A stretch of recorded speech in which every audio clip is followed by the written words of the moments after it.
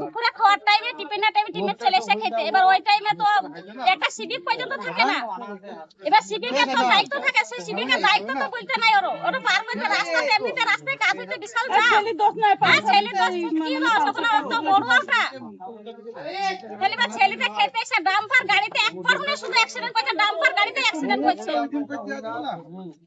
কি নাম ছেলেটার? কিরকম বয়স? বয়স 18 না 19 তো 22 প্লাস না 22 বছর। কলেজে ফার্স্ট ইয়ারে না সেকেন্ড ইয়ারে পড়ছে। আপনারা কি শুনলেন বাড়িতে?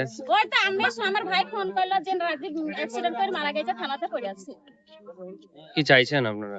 কি দেবে? রাস্তা জাম ছাড়বে, রাস্তা করবে, সরকারকে রাস্তা যোগ করতে হবে, সিভিক দিতে হবে। এই জন্য প্রতিটা মানুষ অ্যাক্সিডেন্ট করছে, স্কুলের ছেলেপিলে অ্যাক্সিডেন্ট করছে, রাস্তা করতে হবে না। আপনার নাম? আমার নাম মর্জিনা। কে হচ্ছে আপনার? আমার ভাই হচ্ছে মামা।